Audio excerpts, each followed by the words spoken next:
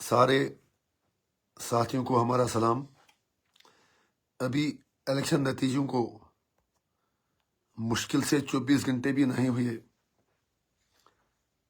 कि उमर अब्दुल्ला साहब ने दफ़ा 370 की बहाली की जद्दोजहद के हवाले से 24 घंटे में 2 यू टर्न ले लिए।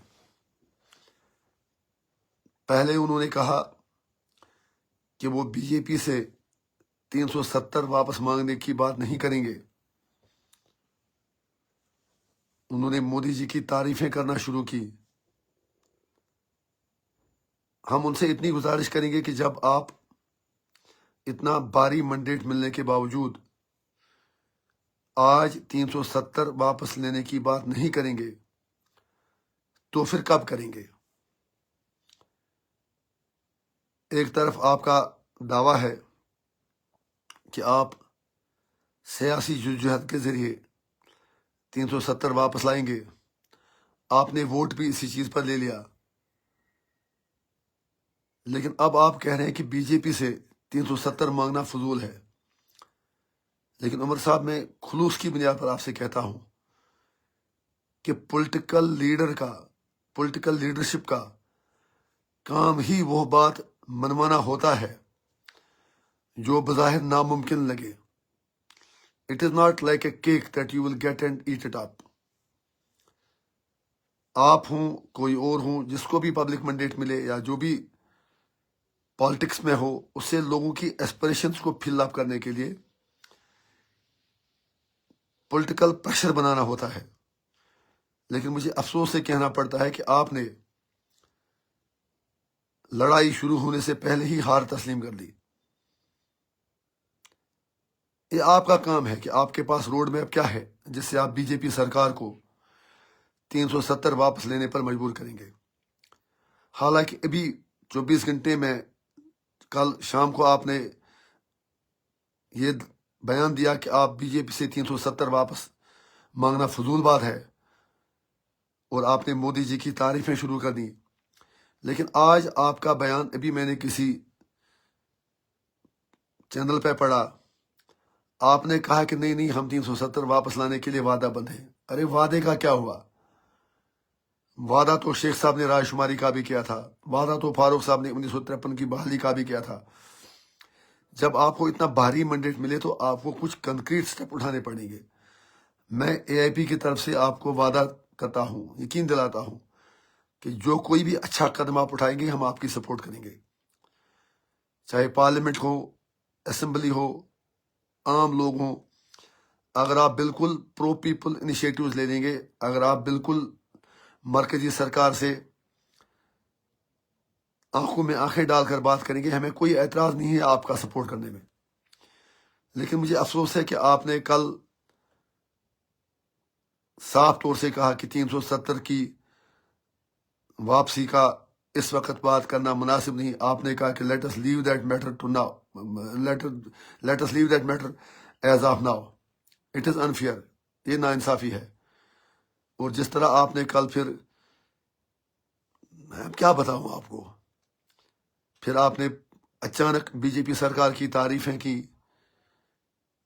मोदी जी के बड़े कसीदे पढ़े, अमित शाह जी के कसीदे पढ़े, उनको पता नहीं क्या क्या कहा। कोई बात नहीं, कश्मीर के लोग धीरे धीरे सारी सच्चाई जानेंगे।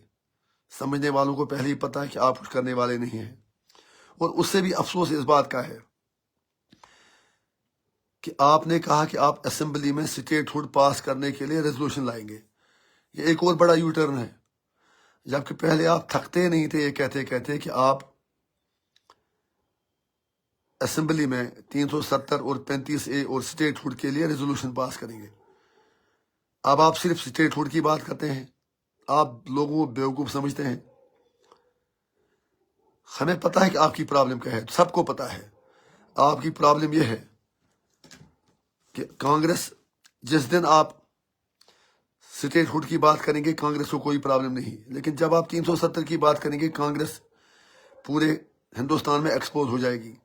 इसीलिए आज आपने कहा कि पहली कैबिनेट मीटिंग में आप 370 की स्टेटहुड की वापसी की करारदाद पास करेंगे।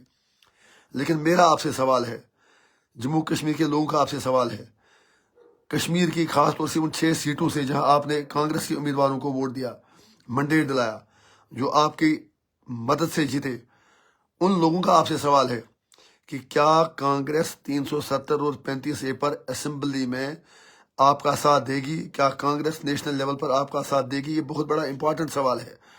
कल तक तो इलेक्शन था, अब तो कुछ करने का वक्त है। क्या राहुल गांधी खुलकर इंडी अलायंस के मैनिफेस्टो में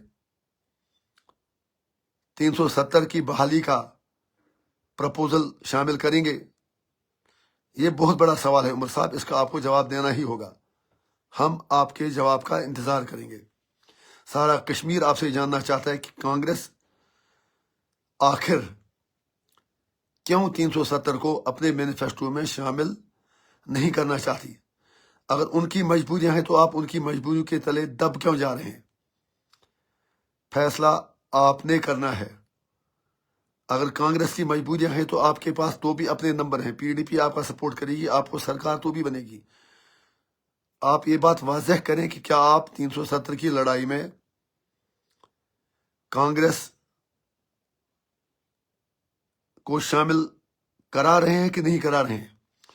अगर कांग्रेस 370 और 35A के लिए ना असेंबली में, ना पार्लियामेंट में, ना मुल्क में, ना सड़कों पर, ना बाकी जगहों पर आपकी सपोर्ट करेगी, तो फिर कांग्रेस के साथ आपका कोलिशन बनाना कोई फायदा नहीं।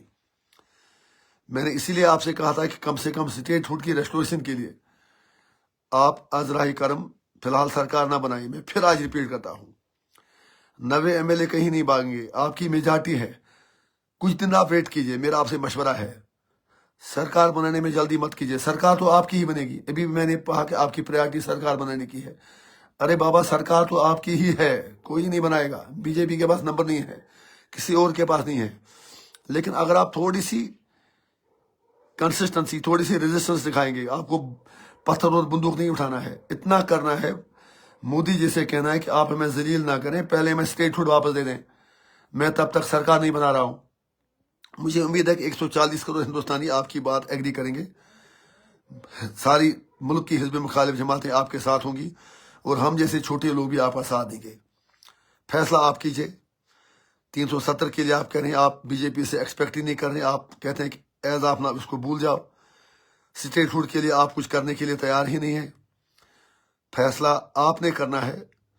24 घंटे में ही आप 2-3 बयान अपने बदल चुके हैं। आगे आपको क्या करना है, सारा जम्मू कश्मीर, सारी दुनिया देख रही है। हमें आपके फैसले का इंतज़ार रहेगा। हम आपके हर अच्छे कदम का साथ देंगे, मैं आपसे वादा करता हूं।